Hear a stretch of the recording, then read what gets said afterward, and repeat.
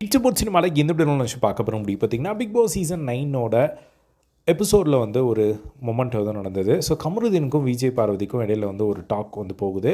அதில் வந்து பார்த்திங்கன்னா கமருதீன் வந்து பார்வதி கிட்ட வந்து நடுராத்திரி 2 மணிக்கு இந்த ஒரு கான்வர்சேஷன் நடந்திருக்கு. ஸோ போய் சொல்கிறாரு, இந்த மாதிரி என் லைனுக்கு நீ வராத, உன் லைனுக்கு நான் வர மாட்டேன், என் கேமை நான் ஆடுறேன், நீ உன் கேமை ஆடு, ஸோ நம்மளுக்குள்ளே எதுவுமே வந்து ஒர்க் அவுட் ஆகாது அப்படிங்கிற மாதிரி கமருதீன் சொல்கிறாரு.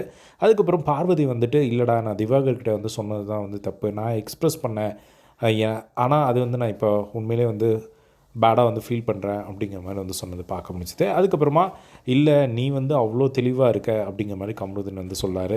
இல்லைடா சாரி அப்படிங்கிற மாதிரி 2-3 வாட்டி வந்து பார்வதி வந்து சாரி கேட்குறாங்க.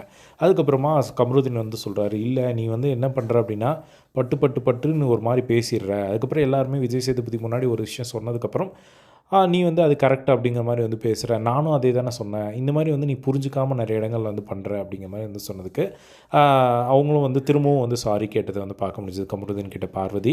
அதுக்கப்புறம் கமருதீன் வந்து சொல்கிறாங்க, உனக்கு வந்து ரொம்ப ஒரு ஈகோ இருக்குது, எனக்கு வந்து ரொம்ப பயமாக இருக்குது, உன் பேருக்காக நீ என்ன வேணால் பண்ணலாம் அப்படின்னு சொல்லி நீ ஒரு விஷயம் வந்து பண்ணுற, அது வந்து எனக்கு பயமாக இருக்குது, நான் வந்து பிடிச்சி தானே வந்து நம்ம பேசினேன், ஒரு சில உடனே வந்து பார்வதி சொல்கிறாங்க, இல்லைடா ஒரு சில ஆக்ஷன்ஸ் தான் வந்து மிஸ்லீடிங்காக இருக்குது, அதனால தான் அப்படின்னு சொன்னோடனே கையெடுத்து கும்பிட்டு அவர் கமருதீன் வந்து இல்லை வேணாம் விட்டுரு, ஒர்க் அவுட் ஆகாது, எதுவுமே பண்ணலை, அதுக்கே இவ்வளோ பெரிய ஒரு தண்டனை எனக்கு, நான் வந்து பொண்ணுங்கக்கிட்ட எனக்கு பிடிக்கலை அப்படின்னா என் விரல் கூட வந்து தொட மாட்டேன், அந்த மாதிரியான ஒரு பர்சன் நான் அப்படின்னு சொல்லிட்டு அந்த இடத்துல இருந்து அவர் மூவ் ஆன் பண்ணி போனது வந்து பார்க்க முடிஞ்சுது.